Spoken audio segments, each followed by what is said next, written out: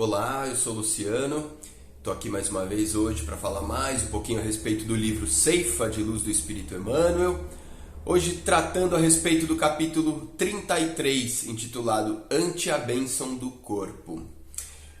Nesse capítulo, Emmanuel traz um versículo da segunda epístola aos Coríntios, um versículo de Paulo, mais precisamente o versículo 27 do capítulo 12, em que Paulo diz assim: Ora, vós sois o corpo de Cristo.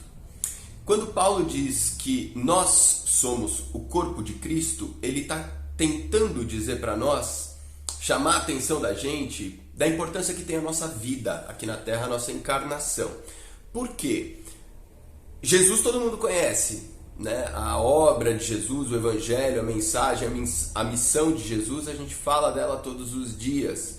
Mas às vezes a gente esquece que para que essa obra se manifeste nesse plano em que estamos, Jesus precisa de uma coisinha muito simples. Ele precisa de mim, de você, de todos nós que estamos aqui encarnados hoje.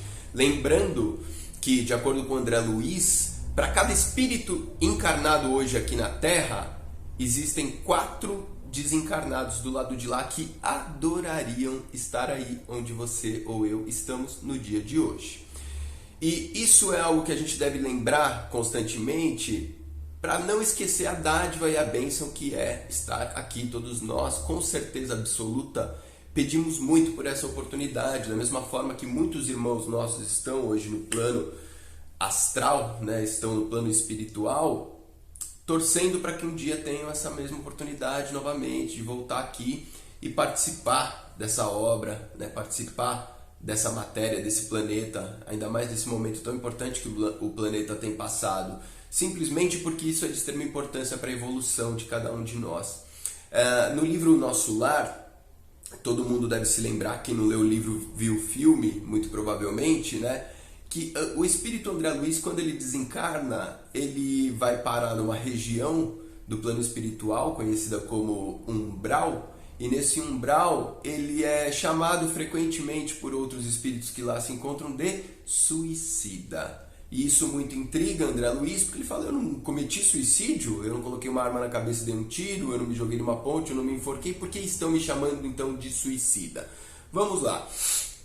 Todos nós, quando encarnamos, a gente vem para cá com um plano reencarnatório. O que é isso? A gente vem com uma programação mais ou menos daquilo que a gente deve fazer. Não exatamente item por item, mas no atacado a gente tem mais ou menos uma missão para cumprir aqui na Terra.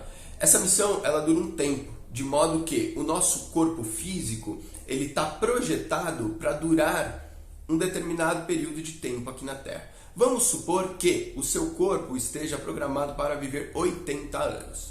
Pois bem, é como se você recebesse uma carga de bateria para ficar aqui na Terra 80 anos. Se por algum motivo você sai daqui antes da época que era para sair, ou seja, antes desses 80 anos, vamos supor que você abusou muito da alimentação, fumava, bebia, não se cuidava muito, e aí com 65 anos você desencarna. É como se os 15 anos que ficaram faltando para você cumprir, você responde como se fosse um suicídio, mesmo que não tenha a consciência disso. É claro que eu estou falando de uma maneira simplista, generalista, a gente não pode levar ao pé da letra, porque tudo é muito relativo, principalmente quando a gente está falando, né, das coisas de Deus, né, tudo é muito mais complexo, a pegada é mais embaixo. Mas eu estou falando de uma forma didática. Imagina que você responda por esses 15 anos como se fosse suicídio. Só daí já é um motivo mais do que suficiente para a gente cuidar um pouco melhor do nosso corpo aqui na Terra. Então Emmanuel vem trazendo isso, falando, claro, da alimentação, sim, falando, claro, dos maus hábitos, sim, das paixões, de tudo aquilo que, de certo modo, malbarata o dom da vida, faz com que a gente malbarate o dom da nossa vida, dando pouca importância para esse corpo, para esse veículo físico que a gente está e que a gente precisa dele, né? O teu espírito está nesse momento da evolução dele, ele precisa desse corpo. Então, quanto melhor você cuidar desse corpo, melhor vai ser para a evolução do seu espírito, certo? A questão é que Emmanuel chama a atenção para uma coisa que é muito mais importante um cuidado que nós devemos ter, que é muito mais importante talvez do que o cuidado com a nossa alimentação, né, com atividades físicas, não que isso não seja importante, evidente que é, mas ele fala de uma coisinha chamada desequilíbrio. Ele fala de uma certa intemperança que às vezes você pode estar se identificando, né? Alguns de nós já passaram por isso, né? De se desequilibrar, ter uma certa intemperança. O que é isso? Não é de hoje que a ciência estuda as tais doenças psicossomáticas. O que seriam doenças psicossomáticas? São doenças que afetam o nosso corpo físico, mas que têm a sua origem psicológica, ou seja, começa aqui. E a doutrina espírita vai falar amplamente desse assunto, dizendo que basicamente qualquer doença que atinge o seu corpo físico, ela tem um início aqui, na sua mente, e quem pensa, nós sabemos, é o espírito. Então a gente pode dizer que tem uma base espiritual por trás de qualquer doença física. Eu sou um profissional da área da saúde, então uma coisinha que eu estudei bastante, tanto quando estava na faculdade, estudo até hoje, porque gosto muito de estudar, se chama imunologia. O que é imunologia? É o estudo do nosso sistema de defesa corporal, né? Dentro do nosso organismo existe como se fosse um exército de células capazes de proteger o nosso organismo, seja de um parasita, seja de uma bactéria, seja de um vírus, seja de uma célula defeituosa, um câncer. O nosso sistema imunológico tem condições de detectar aquilo que não pertence a nós e ir lá e destruir. Se você parar para pensar, a espécie humana talvez seja hoje a criatura, pelo menos fisicamente falando, mais evoluída que existe nesse planeta. Nós temos o cérebro mais complexo, nós temos o corpo talvez mais adaptado, né, às diferentes situações que o planeta exige de nós. O que é um vírus perto do corpo humano? Nada, absolutamente nada. De modo que, se você pegar o pior vírus que existe na face da Terra, multiplicar ele por 1000, ele é fichinha para o seu sistema imunológico. O seu sistema imunológico dá conta dele brincando, desde que ele esteja funcionando adequadamente. E é aí que mora o perigo. Por quê? Nosso sistema imunológico, como eu falei, ele funciona de maneira muito semelhante a um exército. E um exército, como todos sabem, existem soldados rasos, cabos, sargento, coronel, existem os comandantes, existem aqueles que fazem o trabalho braçal e existem aqueles que lideram. No nosso sistema imunológico existem diferentes tipos de células que desempenham diferentes funções. E o general desse exército é uma célula chamada linfócito T regulador. É a principal célula do nosso sistema imunológico. Sem ela, o nosso sistema imunológico não sabe o que ele deve atacar. Se ele deve atacar um vírus ou se ele deve atacar você mesmo. Aliás, existe um tipo de doença chamada doença autoimune. O que é uma doença autoimune? É quando o meu sistema imunológico ataca a mim mesmo. Isso é uma doença autoimune. Às vezes ele começa a atacar coisa que não era para ele atacar, tipo um alimento. Isso é uma alergia.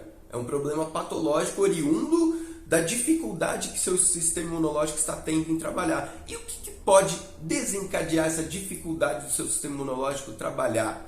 Por exemplo, a falta desse linfócito T regulador, a falta de comando para esse exército, e o soldado não sabe o que atacar. E eu vou contar uma coisa para você.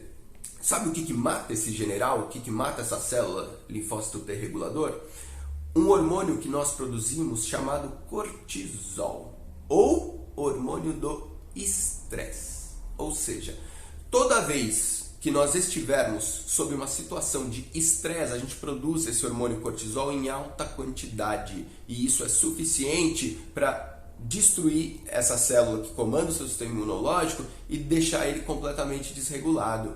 Aí eu não estou falando só a respeito do estresse que você tem depois de um dia cansativo de trabalho, que pegou trânsito. Não, estresse, entenda, leia-se, emoções negativas. Tudo aquilo que é negativo que se passa aqui dentro gera essa situação de estresse e pode fazer com que o seu corpo produza esse hormônio capaz de desequilibrar as defesas do mesmo. Então, eu gosto muito de citar um pensador do início do século XX chamado Gurdjieff. Gurdjieff era um cara que ele defendia que para o ser humano ser feliz, basta que ele não queira ser infeliz. Que coisa besta, né? Redundante. Não. Na verdade, o Gurdjieff dizia uma coisa, que talvez ele tenha notado algo que muito poucas pessoas conseguem notar. Que o ser humano, quando fala que quer ser feliz, ele meio que fala da boca para fora. Ou seja, o ser humano ele tem uma tendência a gostar de reparar em coisas que o deixam mal, o te jogam para baixo, né? Para pensar quantas vezes você olha numa roda de conversa alguém falando bem de uma pessoa, muito menos vezes do que você vai ouvir falando mal de uma pessoa. Quantas vezes você vê alguém agradecendo, muito mais fácil você ver alguém reclamando, se queixando.